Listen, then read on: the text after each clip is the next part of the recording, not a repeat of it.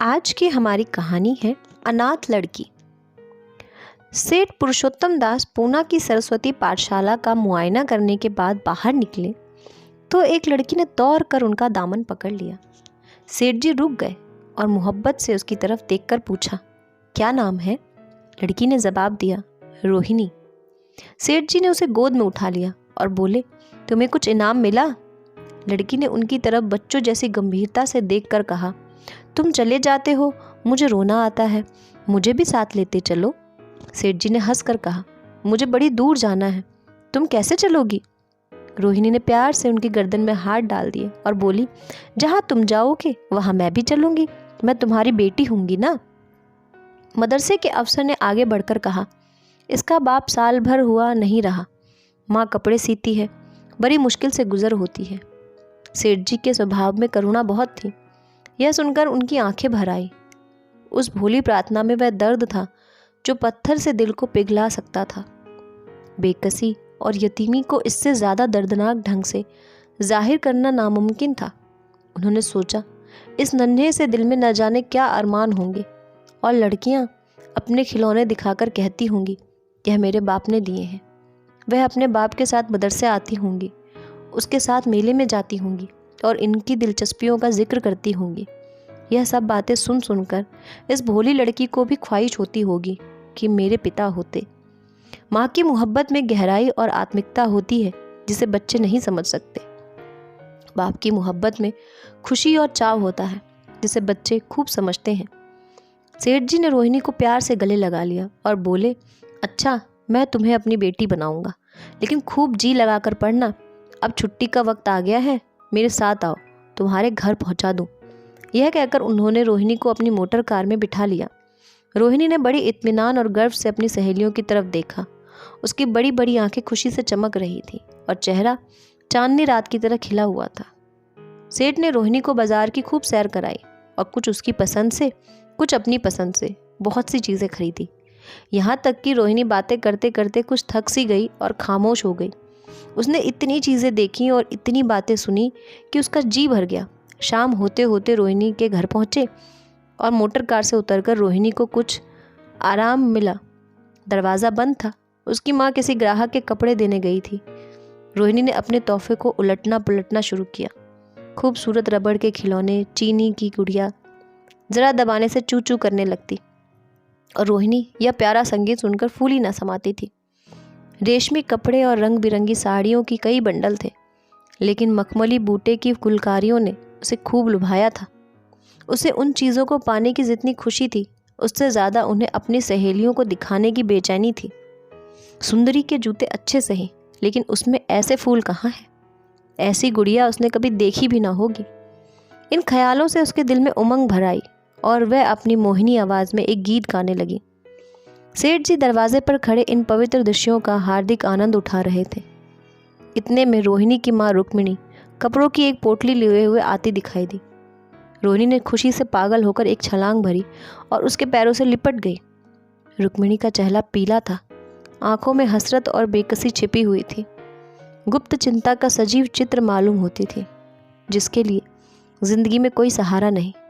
मगर रोहिणी को जब उसने गोद में उठाकर प्यार से चूमा, ज़रा देर के लिए उसकी आंखों में उम्मीद और ज़िंदगी की झलक दिखाई दी। मुरझाया हुआ फूल खिल गया। बोली, आज तू इतनी देर तक कहाँ रही? मैं तुझे ढूंढने पाठशाला गई थी। रोहिणी ने हुमक कर कहा, मैं मोटर कार पर बैठकर बाजार गई थी, वहाँ से बहुत अच्छी अच्छी चीज़ें लाई हूँ। वह देखो कौन खड़ा है। माँ ने सेठ जी की तरफ ताका और लजाकर सिर झुका लिया। बरामदे में पहुँचते ही रोहिणी माँ की गोद से उतरकर सेठ जी के पास गई और अपनी माँ को यकीन दिलाने के लिए भोलेपन से बोली, क्यों, तुम मेरे बाप हो ना? सेठ जी ने उसे प्यार करके कहा, हाँ, तुम मेरी प्यारी बेटी हो। रोहिणी ने उनसे मुंह की तरफ याचना भरी आंखों से देखा और कहा, अब तुम रोज़ यहीं रहा करोगे? सेठ जी ने उसके बाल सुलझाकर जवाब दिया, मैं यहाँ रहूँगा तो काम कौन करेगा? मैं कभी कभी तुम्हें देखने आया करूँगा, लेकिन वहाँ से तुम्हारे लिए अच्छी अच्छी चीज़ें भेजूँगा। रोहिणी कुछ उदास सी हो गई। इतने में उसकी माँ ने मकान का दरवाज़ा खोला और बड़ी फुर्ती से मैले बिछावन और फटे हुए कपड़े समेट कर कोने में डाल दिए, कहीं सेठ जी की निगाह उन पर ना पड़ जाए। यह स्वाभिमान स्त्रियों की खास अपनी चीज़ है। रुक्मिणी अब इस सोच में पड़ी थी कि मैं इनकी क्या खातिर तवाज़ो करूं। उसने सेठ जी का नाम सुना था। उसका पति हमेशा उनकी बड़ाई किया करता था। वह उनकी दया और उदारता की चर्चाएं अनेकों बार सुन चुकी थी। वह उन्हें अपने मन का देवता समझा करती थी। उसे क्या उम्मीद थी कि कभी उसका घर भी उसके कदमों से रोशन होगा, लेकिन आज जब वह शुभ दिन संयोग से आया है तो वह इस काबिल भी नहीं कि उन्हें बैठने के लिए एक मोढ़ा दे सके। घर में पान और इलायची भी नहीं। वह अपने आंसुओं को किसी तरह रोक न सकी। आखिर जब अंधेरा हो गया और पास के ठाकुर द्वारे से घंटों और नगाड़ों की आवाज़ें आने लगी तो उन्होंने ज़रा ऊंची आवाज़ में कहा, बाई जी, अब मैं जाता हूँ। मुझे अभी यहाँ बहुत काम करना है। मेरी रोहिणी को कोई तकलीफ़ ना हो। मुझे जब मौका मिलेगा मैं उसे देखने आऊँगा। उसके पालने पोसने का काम मेरा है और मैं उसे बहुत खुशी से पूरा करूँगा। उसके लिए अब तुम कोई फ़िक्र मत करो। मैंने उसका वजीफ़ा बांध दिया है और यह उसकी पहली किश्त है। यह कहकर उन्होंने अपना खूबसूरत बटुआ निकाला और रुक्मिणी के सामने रख दिया। गरीब औरत की आंखों में आंसू जारी थे। उसका जी बरबस चाहता था कि उनके पैरों को पकड़कर खूब रोए।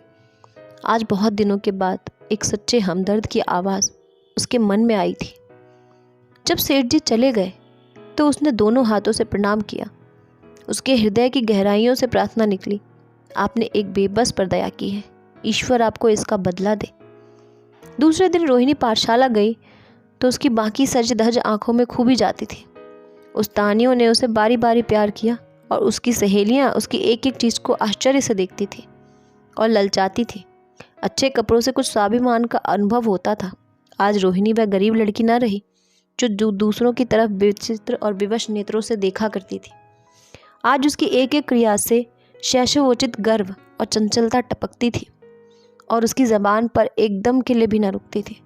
कभी मोटर की तेज़ी का जिक्र तो कभी बाजार की दिलचस्पियों का बयान, कभी अपनी गुड़िया के कुशल मंगल की चर्चा थी तो कभी अपने बाप की मोहब्बत की दास्तान। दिल था कि उमंगों से भरा हुआ था। 1 महीने बाद सेठ पुरुषोत्तम दास ने रोहिणी के लिए फिर तोहफे और रुपए रवाना किए। बेचारी विधवा को उनकी कृपा से जीविका की चिंता से छुट्टी मिली। वह भी रोहिणी के साथ पाठशाला आती और दोनों माँ बेटियाँ एक दर्जे में साथ साथ पढ़ती, लेकिन रोहिणी का नंबर हमेशा माँ से अव्वल रहा। सेठ जी जब पूना की तरफ निकले तो रोहिणी को देखने ज़रूर आते और उनका आगमन उसकी प्रसन्नता और मनोरंजन के लिए महीनों का सामान इकट्ठा कर देता। इस तरह कई साल गुजर गए। रोहिणी ने जवानी के सुहाने हरे भरे मैदान में पैर रखा, जबकि बचपन की भोली भाली अदाओं में एक खास मतलब था और इरादों का दखल हो जाता है। रोहिणी जब आंतरिक और बाह्य सौंदर्य में अपनी पाठशाला की नाक थी, हाव भाव में आकर्षक गंभीरता, बातों में गीत का सा खिंचाव, गीत का सा आत्मिक रस था, कपड़ों में रंगीन सादगी, आंखों में लाज संकोच, विचारों में पवित्रता। जवानी थी मगर घमंड और बनावट और चंचलता से मुक्त। उसमें एक एकाग्रता थी, ऊंचे इरादों से पैदा होती है।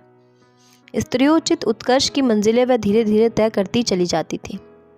सेठ जी के बड़े बेटे नरोत्तम दास कई साल तक अमेरिका और जर्मनी की यूनिवर्सिटियों में खाक छानने के बाद इंजीनियरिंग विभाग में कमाल हासिल करके वापस आए थे। अमेरिका के सबसे प्रतिष्ठित कॉलेज में उन्होंने अपना सम्मान पत्र प्राप्त किया था। अमेरिका के अखबार एक हिंदुस्तानी नौजवान की एक शानदार कामयाबी पर चकित थे। उन्हीं का स्वागत करने के लिए बम्बई के एक बड़ा जलसा किया गया। इस उत्सव में शरीक होने के लिए लोग दूर दूर से आए थे। सरस्वती पाठशाला को भी निमंत्रण मिला और रोहिणी को सेठानी जी ने विशेष रूप से आमंत्रित किया था। पाठशाला में हफ्तों तैयारियां हुई। रोहिणी को एकदम के लिए भी चैन न था। यह पहला मौका था कि उसने अपने लिए बहुत अच्छे अच्छे कपड़े बनवाए। रंगों के चुनाव में वह मिठास थी, काट छांट में वह फवन, जिससे उसकी सुंदरता चमक उठी। सेठानी कौशल्या देवी उसे लेने के लिए रेलवे स्टेशन पर मौजूद थी। रोहिणी गाड़ी से उतरते ही उनके पैरों की तरफ झुकी, लेकिन उन्होंने उसे छाती से लगा लिया और इस तरह प्यार किया जैसे वह उनकी बेटी है। वह उसे बार बार देखती थी और आंखों में गर्व और प्रेम टपक पड़ता था। इस जलसे के लिए ठीक समुद्र के किनारे एक हरे भरे सुहाने मैदान में एक लंबा चौड़ा शामियाना लगाया गया था। एक तरफ आदमियों का समुद्र उमड़ा हुआ था, दूसरी तरफ समुद्र की लहरें उमड़ रही थी। गोया वह भी इस खुशी में शरीक थी। जब उपस्थित लोगों ने रोहिणी बाई के आने की खबर सुनी तो हजारों आदमी उसे देखने के लिए खड़े हो गए। यही तो वह लड़की है जिसने अब की बारी शास्त्री की परीक्षा पास की है। ज़रा उसके दर्शन करने चाहिए। अब भी इस देश की स्त्रियों में ऐसे रतन मौजूद हैं। भोले भाले देश प्रेमियों में इस तरह की बातें होने लगी। शहर की कई प्रतिष्ठित महिलाओं ने आकर रोहिणी को गले लगाया और आपस में उसके सौंदर्य और उसके कपड़ों की चर्चा होने लगी। आखिर मिस्टर पुरुषोत्तम दास तशरीफ लाए। हालांकि वह बड़ा शिष्ट और गंभीर उत्सव था, लेकिन उस वक्त दर्शन की उत्कंठा पागलपन की हद तक जा सकती थी। एक भगदड़ सी मच गई। कुर्सियों की कतारें गड़बड़ हो गई। कोई कुर्सी पर खड़ा हुआ, कोई उसके हत्थों पर। कुछ मनचले लोगों ने शामियाने की रस्सी पकड़ी और उन पर जा लटके। कई मिनटों तक यही तूफान मचा रहा। कहीं कुर्सियां टूटी, कहीं कुर्सियां उल्टी। कोई किसी के ऊपर गिरा, कोई नीचे। ज़्यादा तेज लोगों में धौल धप्पा होने लगा। तब बीन की सुहानी आवाज़ें आने लगी। रोहिणी ने अपनी मंडली के साथ देश प्रेम में डूबा हुआ गीत शुरू किया।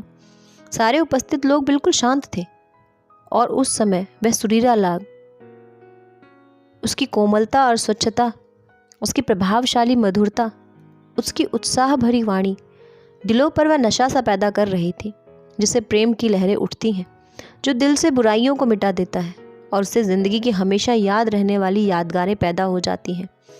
गीत बंद होने पर तारीफ की एक आवाज़ न आई।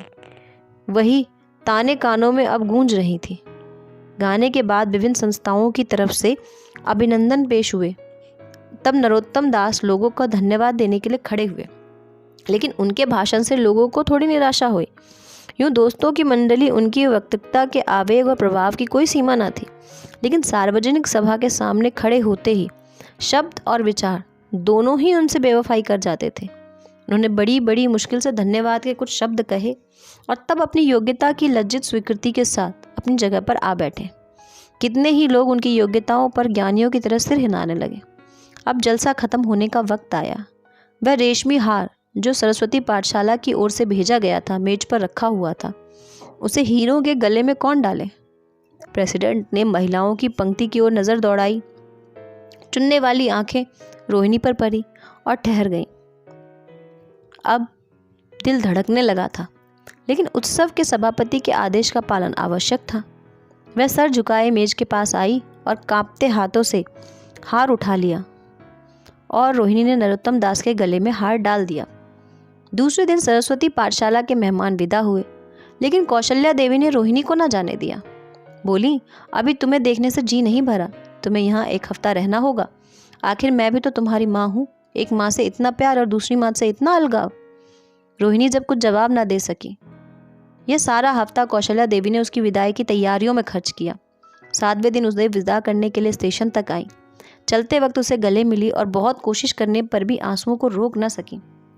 नरोत्तम दास भी आए थे। उनका चेहरा उदास था। कौशल्या ने उनकी तरफ सहानुभूतिपूर्ण आंखों से देखकर कहा, मुझे तो यह ख्याल ही नहीं रहा। रोहिणी क्या यहाँ से पूना तक अकेली जाएगी? क्या हर्ज है, तुम ही चले जाओ, शाम की गाड़ी से लौट आना। नरोत्तम दास के चेहरे पर खुशी की लहर दौड़ आई, जो इन शब्दों में छिप न सकी। अच्छा, मैं ही चला जाऊंगा। वह इस फिक्र में थे कि देखें विदाई की बातचीत का मौका भी मिलता है या नहीं। अब खूब जी भरकर अपने दर्द दिल सुनाएंगे और मुमकिन हुआ तो उस लाज संकोच को जो उदासीनता के पर्दे में छिपी हुई है मिटा देंगे। रुक्मिणी को अब रोहिणी की शादी की फिक्र पैदा हुई। पड़ोस की औरतों से इसकी चर्चा होने लगी। लड़की इतनी सयानी हो गई है, अब क्या बुढ़ापे में ब्याह होगा? कई जगह से बात आई। उनमें कुछ बड़े प्रतिष्ठित घराने थे, लेकिन जब रुक्मिणी उन पैमानों को सेठ जी के पास भेजती तो वे ही जवाब देते, मैं खुद फिक्र में हूँ। रुक्मिणी को उनकी यह टाल मटोल बुरी मालूम होती थी। रोहिणी को बम्बई से लौटे महीना भर हो चुका था। एक दिन वह पाठशाला से लौटी तो उसे अम्मा की चारपाई पर एक खत पड़ा हुआ मिला। रोहिणी पढ़ने लगी। लिखा था, बहन, जब से मैंने तुम्हारी लड़की को बम्बई में देखा है, मैं उस पर रीझ गई हूँ। अब उसके बगैर मुझे चैन नहीं। क्या मेरा ऐसा भाग्य होगा कि वह मेरी बहू बन सके? मैं गरीब हूँ, लेकिन मैंने सेठ जी को राजी कर लिया है। तुम भी मेरी यह विनती कबूल करो। मैं तुम्हारी लड़की को चाहे फूलों की सेज पर ना सुला सकूं, लेकिन इस घर का एक आदमी उसे आंखों की पुतली बनाकर रखेगा। अब रहा लड़का, माँ के मुंह से लड़के का बखान कुछ अच्छा नहीं मालूम होता, लेकिन यह कह सकती हूँ कि परमात्मा ने यह जोड़ी अपने हाथों से बनाई है। सूरत में, स्वभाव में, विद्या में, हर दृष्टि से वह रोहिणी के योग्य है। तुम जैसा चाहे अपना इत्मीनान कर सकती हो। जवाब जल्द देना। और ज़्यादा क्या लिखूं? नीचे थोड़े शब्दों में शेठ जी ने उस पैगाम की सिफारिश की थी। रोहिणी गालों पर हाथ रखकर सोचने लगी। नरोत्तम दास की तस्वीर उसकी आंखों के सामने आ खड़ी हुई। उनकी वह प्रेम की बातें, जिनका सिलसिला बम्बई से पूना तक नहीं टूटा था, कानों में गूंजने लगी। उसने एक ठंडी सांस ली और उदास होकर चारपाई पर लेट गई। सरस्वती पाठशाला में एक बार फिर सजावट और सफाई के दृश्य दिखाई दे रहे थे। आज रोहिणी की शादी का शुभ दिन था। शाम का वक्त, बसंत का सुहाना मौसम। पाठशाला के दरों दीवार मुस्कुरा रहे थे और हरा बगीचा फूलों से समा रहा था। चंद्रमा अपनी बारात लेकर पूरब की तरफ से निकला। उसी वक्त मंगलाचरण का सुहाना राग उस रुपहली चांदनी और हल्के हल्के हवा के झोंकों में लहरें मारने लगा। दूल्हा आया। उसे देखते ही लोग हैरत में आ गए। यह नरोत्तम दास थे। दूल्हा मंडप के नीचे रोहिणी की माँ को अपने को रोक न सकी। उसी वक्त जाकर सेठ जी के पैर में गिर पड़ी। रोहिणी की आंखों से प्रेम और आनंद से आंसू बहने लगे। मंडप के नीचे हवन कुंड बना था। हवन शुरू हुआ। खुशबू की लपेटें हवा में उड़ रही थी और सारा मैदान महक गया। लोगों के दिलो दिमाग पर ताजगी की उमंग हुई थी। फिर संस्कार की बारी आई। दूल्हा और दुल्हन ने आपस में हमदर्दी, जिम्मेदारी और वफादारी के पवित्र शब्द अपनी ज़बानों से कहे। विवाह की वह मुबारक जंजीर गले में पड़ी जिसमें वजन है, शक्ति है, पाबंदियां हैं, लेकिन वजन के साथ सुख और पाबंदियों के साथ विश्वास है। दोनों दिलों में उस वक्त एक नई बलवान आत्मिक शक्ति की अनुभूति हो रही थी। जब शादी की रस्में खत्म हुई तो नाच गाने की मजलिस का दौर आया। मोहक गीत गूंजने लगे। सेठ जी थककर चूर हो गए थे।